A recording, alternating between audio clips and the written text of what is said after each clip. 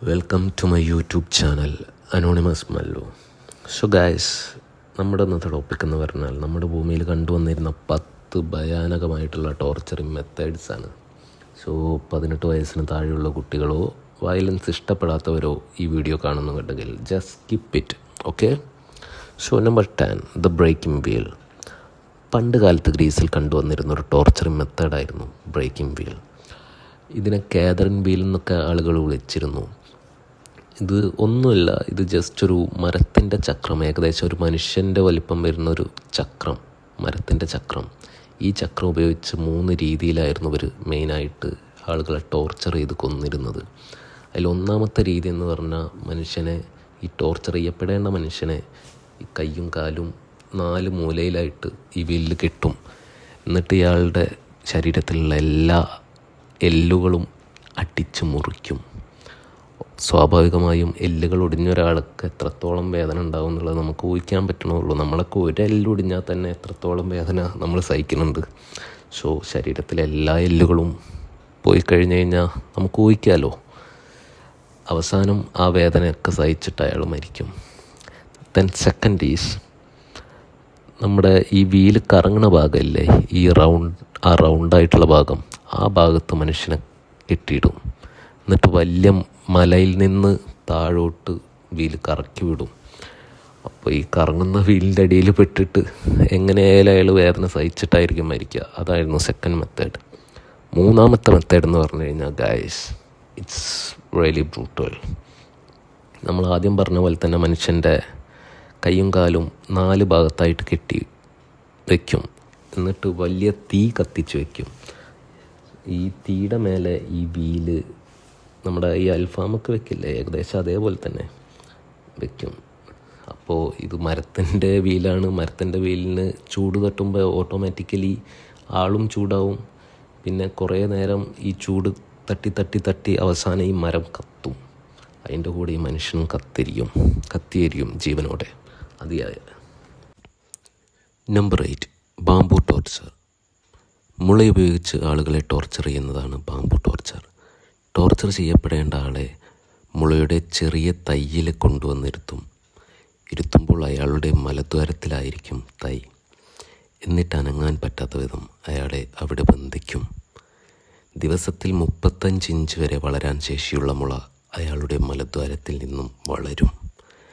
അത് വളർന്ന ആമാശയം കീറി കടന്ന് ലിവറിലും ഹാർട്ടിലുമെല്ലാം കുത്തിക്കയറി വേദന സഹിച്ചായിരിക്കും അയാൾ മരിക്കുക. രസമെന്തെന്നാൽ ഒരു ദിവസത്തിനുള്ളിൽ തന്നെ ഇതെല്ലാം സംഭവിക്കും. Number 7, blood eagle. പണ്ട് കാലത്ത് വൈക്കിങ്സ് ചെയ്തു വന്നിരുന്ന ക്രൂരമായ ടോർച്ചറിങ് മെത്തേഡായിരുന്നു ബ്ലഡ് ഈഗിൾ. ഈഗിൾ അല്ലെങ്കിൽ പരുന്ത് എന്ന് ഈ പേരിലുണ്ടെങ്കിലും ശരിക്കും മനുഷ്യനെയായിരുന്നു പരുന്തിനെ പോലെ ആക്കിയിരുന്നത്. അതെങ്ങനെയെന്തെന്നാൽ മനുഷ്യൻ്റെ കൈക്കാലുകൾ കെട്ടിയിട്ട് കമിഴ്ത്തി കിടത്തും. പിന്നീട് മൂർച്ചയേറിയ വാളുകൊണ്ടോ അല്ലെങ്കിൽ കത്തി കൊണ്ടോ കിടക്കുന്ന ആളുടെ നട്ടെല്ലിന് ചുറ്റും കീറി മുറിച്ച് നട്ടെല്ല് പുറത്തെടുക്കും. ആലോചിച്ച് നോക്കണേ, ജീവനോടെയാണ് ഇതെല്ലാം ചെയ്യുന്നത്. പിന്നീട് 2 ഭാഗത്തെ വാരിയെല്ലുകളും പുറത്തേക്കെടുത്ത് 2 ഭാഗത്തേക്കായി ചിറക് പോലെ വിരിച്ച് വയ്ക്കും. അതിനു പിന്നാലെ 2 ലങ്സും പുറത്തേക്ക് വലിച്ച് ആ വാരിയെല്ലിനു മീതെ വയ്ക്കും. അപ്പോഴേക്കും വേദന സഹിച്ച അയാൾ മരണപ്പെട്ടിരിക്കും. ആ ശവശരീരം കാണുമ്പോൾ ഏകദേശം ഒരു പരുന്തിനെ പോലെ തോന്നും. അക്കാരണം കൊണ്ടാണ് ബ്ലഡ് ഈഗിൾ എന്ന പേര് വന്നത്. Number 6, filtered alive. മധ്യ യൂറോപ്പിൽ കണ്ടുവന്നിരുന്ന ഒരു ടോർച്ചറിങ് മെത്തേഡാണ് ഫിൽറ്റഡ് അലൈവ്. ഇത് ചെയ്യാനായി ആദ്യം അവർ ചെയ്തിരുന്നത് ചെയ്യപ്പെടേണ്ട ആളുടെ സ്കിൻ സോഫ്റ്റ് ആക്കുകയാണ്. അതിനുവേണ്ടി അവർ അയാളെ വെയിലത്ത് നിർത്തുകയോ അല്ലെങ്കിൽ ചൂടുവെള്ളം ദേഹത്താസകലമാക്കുകയോ ചെയ്യും. പിന്നീട് ആ സോഫ്റ്റായ തൊലി അവർ കീറിയെടുക്കും. സാധാരണയായി തൊടഭാഗത്ത് നിന്നാണ് അവർ തുടങ്ങുക. ക്രൂരത കൂട്ടാൻ ആദ്യം തന്നെ മുഖത്ത് തൊലിയും പറിച്ചു കളയുമായിരുന്നു അവർ.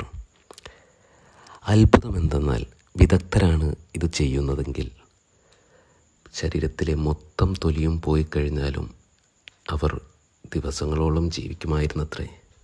എന്താലേ, രക്തം വാർന്നും ഇൻഫെക്ഷൻ വന്നിട്ടും പിന്നെ തൊലിയെല്ലാം ഇല്ലാത്തതുകൊണ്ട് തന്നെ ശരീരത്തിലെ ചൂട് കുറഞ്ഞതുകൊണ്ടുമായിരുന്നു ഇരയുടെ മരണം. Number 5, Chinese water torture. ഇരയെ അനങ്ങാൻ പറ്റാത്ത വിധം കിടത്തിയിട്ടോ ഇരുത്തിയിട്ടോ ആയിരുന്നു ഈ ടോർച്ചറിങ് മെത്തേഡ് ചെയ്തിരുന്നത്. പിന്നീട് ഒന്നും കാണാതിരിക്കാൻ വേണ്ടി അയാളുടെ കണ്ണും മൂടിക്കെട്ടും. അതിനുശേഷം ഇരയുടെ തലയ്ക്കുമീതെ ഒരു പാത്രത്തിൽ തണുത്ത വെള്ളം തൂക്കിയിടും. ചിലപ്പോൾ ആ വെള്ളത്തിൽ വിഷാംശവും ഉണ്ടായേക്കാം. ആ പാത്രത്തിന് വെള്ളം ഇറ്റി വരാനുള്ള രീതിയിൽ ഒരു ചെറിയ ദ്വാരവും ഉണ്ടാവും. സ്വാഭാവികമായും ആ ദ്വാരത്തിലൂടെ വെള്ളം ഇരയുടെ തലയിലേക്ക് ക്രമരഹിതമായി വീഴും. വെള്ളം ഇറ്റി വീഴുന്ന ഭാഗം സമയം കഴിയും തോറും ഒരു മുറിവായി മാറും. പിന്നീടത് ഇൻഫെക്ഷൻ വന്ന് ജീർണിക്കും. ഈ നേരത്ത് കണ്ണും കെട്ടിയതിനാൽ തനിക്കെന്താണ് സംഭവിക്കുന്നതെന്നറിയാതെ ഇര മാനസികമായി പ്രയാസമനുഭവിക്കും. പിന്നീട് ആ ഫിസിക്കൽ പെയിനും മെൻ്റൽ ബ്രേക്ക് ഡൗണും സഹിച്ച് അവസാനം മരണത്തിലേക്ക് പോകും. Number 4, white room torture. ഇതൊരു സൈക്കോളജിക്കൽ ടോർച്ചർ മെത്തേഡാണ്. ഇത് ഒരുവിധം എല്ലാവർക്കും അറിയുമായിരിക്കും. ഇന്നും പല രാജ്യങ്ങളിലും പോലീസും ആൻറ്റി ടെററിസ്റ്റ് ഗ്രൂപ്പും ഇത് ചെയ്തു വരുന്നുണ്ട്. വൈറ്റ് റൂം ടോർച്ചർ എന്ന പേരിൽ തന്നെ ഉള്ള വൈറ്റ് കളറിന് ഇതിൽ വലിയ പങ്കുണ്ട്. ടോർച്ചർ ചെയ്യപ്പെടേണ്ട ആളെ ഒരു വെള്ള പെയിൻറ്റിലുള്ള മുറിയിലായിരിക്കും താമസിപ്പിക്കുക. അതുകൂടാതെ എത്ര ദിവസം അയാൾ ആ ടോർച്ചർ അനുഭവിക്കുന്നതോ അത്രയും ദിവസം അയാൾ ഉപയോഗിക്കുന്നതും കാണുന്നതുമായ എല്ലാ കാര്യങ്ങളും വെള്ള നിറത്തിലുള്ളതായിരിക്കും.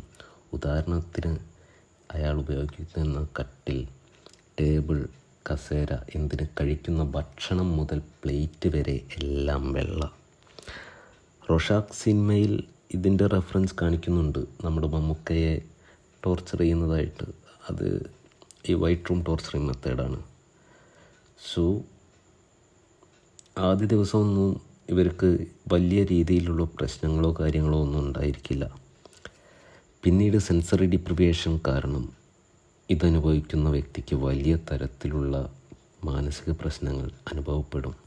ഈ അവസരം മുതലെടുത്താണ് ഇവരിൽ നിന്നും അറിയേണ്ട സത്യങ്ങളെല്ലാം പോലീസും ഇൻവെസ്റ്റിഗേഷൻ ഏജൻസിയുമെല്ലാം അറിയുന്നത്. Number 3, Swedish drink. യൂറോപ്പിൽ 1618 മുതൽ 1648 വരെ ഏകദേശം 30 വർഷത്തോളം നീണ്ടുനിന്ന യുദ്ധത്തിൽ ജർമ്മനിയിലെ ഗ്രാമവാസികളുടെ കയ്യിൽ നിന്ന് അവരുടെ സ്വർണവും പണവും കൈക്കലാക്കാൻ വേണ്ടി അറ്റാക്കേഴ്സ് ചെയ്തിരുന്ന ഒരു ടോർച്ചറിങ് മെത്തേഡായിരുന്നു സ്വീഡിഷ് ഡ്രിങ്ക്.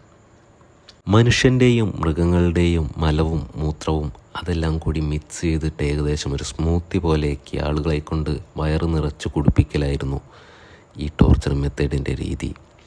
ഇത് ചെയ്തു കഴിഞ്ഞാൽ അവർക്ക് സ്വാഭാവികമായും വീർപ്പുമുട്ടും. ആ വീർപ്പുമുട്ടലിൽ അവരുടെ വയറിന് മീതെ ശക്തിയായി ഇടിക്കുകയും കുത്തുകയും ചെയ്തിട്ടായിരുന്നു ഇവർ സത്യങ്ങൾ അറിഞ്ഞിരുന്നത്. എന്താലേ. നമ്പർ 2, കീൽ ഹോളിംഗ്. കടൽ കൊള്ളക്കാർ അവരുടെ ശത്രുക്കൾക്ക് നേരെ പ്രയോഗിച്ചിരുന്നൊരു ടോർച്ചറിങ് മെത്തേഡാണ് കീൽ ഹോളിംഗ്. കീലെന്ന് വെച്ചാൽ കപ്പലിൻ്റെ അടിമരമെന്നാണ്.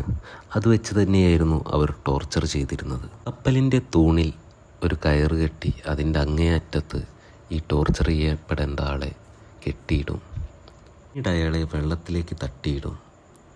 എന്നിട്ട് ആ കയർ പിടിച്ച് വലിക്കുമ്പോൾ കപ്പലിൻ്റെ അടിത്തട്ടിലാവും ഇയാൾ വന്നുരയുക. എന്നിട്ട് അങ്ങോട്ടും ഇങ്ങോട്ടും വെച്ചുരയ്ക്കും. സ്വാഭാവികമായും കപ്പലിൻ്റെ അടിത്തട്ടിൽ പല രീതിയിലുള്ള ഷെല്ലുകളും കാര്യങ്ങളും എല്ലാം ഉണ്ടായിരിക്കും. അതിലെല്ലാം തട്ടി മനുഷ്യൻ്റെ ശരീരം കോറി വരയും. അവസാനം ശരീരത്തിലെ ഇറച്ചിയെല്ലാം നഷ്ടപ്പെട്ട് അയാൾ മരണത്തിലേക്ക് കടക്കും. നമ്പർ 1, സ്കേപ്പിസം. ഇത് ജീവനോടെ മനുഷ്യനെ പ്രാണികളെ കൊണ്ട് തീറ്റിപ്പിക്കുന്ന ഒരു വിദ്യയായിരുന്നു. ഇതിനുവേണ്ടി ടോർച്ചർ ചെയ്യപ്പെടേണ്ട ആളെ പാലും തേനും വെച്ച് അയാളുടെ ശരീരം മൊത്തം പൊതിയും. അത് കഴിഞ്ഞാൽ 2 ബോട്ടുകൾക്കിടയിൽ ഇയാളെ കിടത്തും. പിന്നീട് കെട്ടിയിടും. കിടത്തുമ്പോൾ ഇയാളുടെ കൈകളും കാലുകളും തലയുമെല്ലാം പുറത്തായിരിക്കും. പിന്നീട് ആ ബോട്ട് അവർ വെള്ളത്തിലേക്ക് ഒഴുക്കിവിടും.